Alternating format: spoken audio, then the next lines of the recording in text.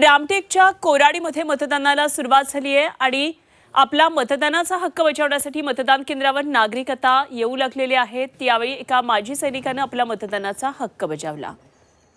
इथल्या मतदारांची बातचीत केली आहे आमचे प्रतिनिधी अमर काळे यांनी। रामटेक लोकसभा मतदारसंघातील कोराडी येथील एका मतदार केंद्रावर आपण आहोत आणि तिथे काही मोठ्या रांगा लागलेल्या आपल्याला दिसून येतात। या मतदान केंद्रावर सकाळपासून काही वोटर्स पण आहेत, त्यांनी सुद्धा आता मतदान करून आलं आहे। त्यांच्या चेहऱ्यावर सुद्धा एक वेगळा असा उत्साह दिसून येतोय। दादा, आपलं नाव काय, काय भावना आहे, काय आव्हान? नाव प्रशांत भैयालाल बेलेकर आहे आणि मी सर्व जनतेला आवाहन करतो की जास्तीत जास्त संख्येनं ह्या मतदारसंघामध्ये वोटिंग करावं। माजी सैनिक आहे, त्यांनी सुद्धा मतदानाचा हक्क बजावलाय। काय आव्हान कराल? तुम्ही देशाच्या संरक्षणाकरता एवढे वर्ष सीमेवर होता, आज मतदानाला प्रत्यक्ष माजी सैनिक असल्यानंतर आपण इथे येऊन मतदानाचा हक्क, काय आव्हान कराल जनतेला?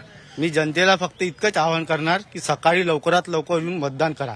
प्रत्येकाने आपल्या मतदानाचा हक्क हा बजावला पाहिजे आणि जो गव्हर्नमेंटने आपल्याला जो हक्क दिलेला आहे त्याला आपण पार पाडलं पाहिजे। सगळ्यांनी मतदान करावं असं आव्हान प्रत्येक जण करताय। आपल्या इच्छेनी, आपल्या आवडीने हे मतदान करावं असंही आवर्जून मतदार सांगत आहे। झी मीडियासाठी व्हिडिओ जर्नलिस्ट रत्नश्री सातपुतेसह कोराडी, रामटेक, नागपूर।